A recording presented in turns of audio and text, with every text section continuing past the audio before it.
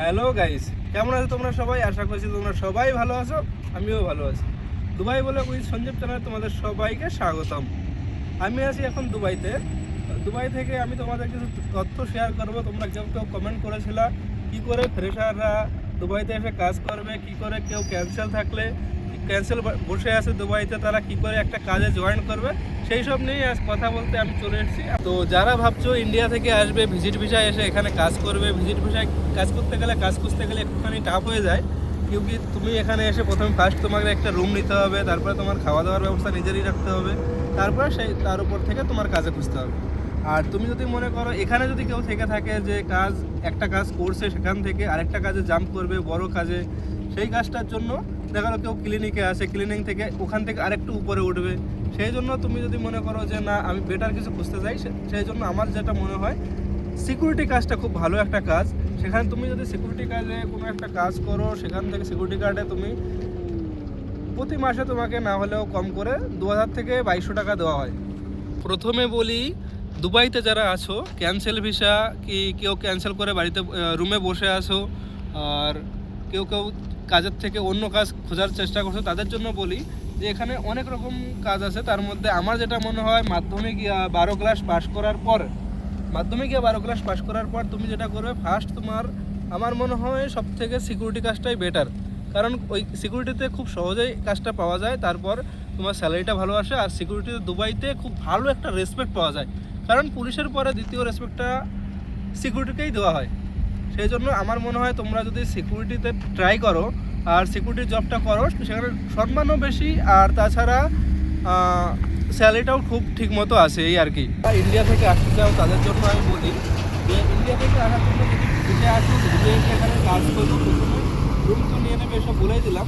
প্রথমে তোমাদের যেসব করতে হবে সেগুলো হলো এসে একটা 4-5টা ভালো ভালো কোম্পানির নাম নিয়ে নিতে হবে। সেই কোম্পানিগুলোতে রোজ তোমাকে অ্যাপ্লাই করতে হবে।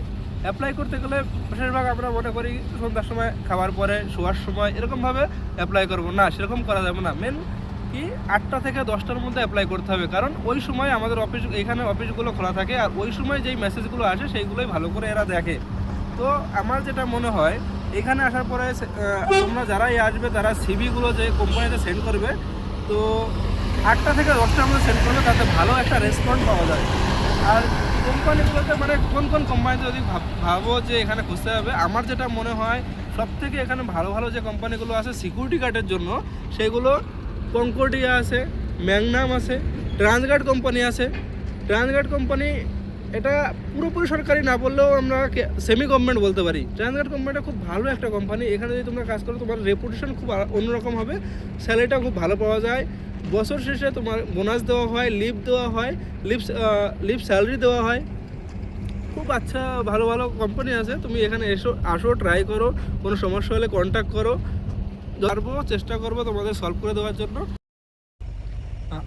আর একটা কথা বলি যে তোমরা যে ভাবছো যে না সিকিউরিটিতে হয়তো খুব টাফ, তেমন কোনো কিছুই না।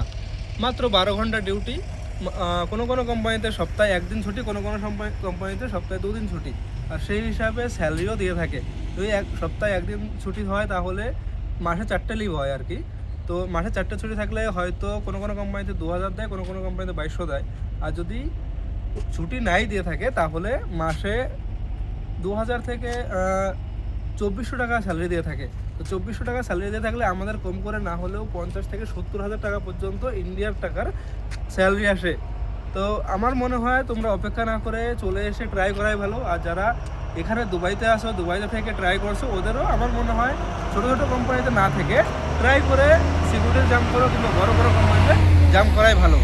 তো যারা সিকিউরিটি ট্রাই করতে চাও সেটা খুবই ইজি, খুবই সহজে পাওয়া যায়। 1 মাসের মধ্যে প্রসেস কমপ্লিট হয়ে যায়। তুমি একটা পরীক্ষা দেবে, সেখান থেকে লাইসেন্স পাওয়া যায়।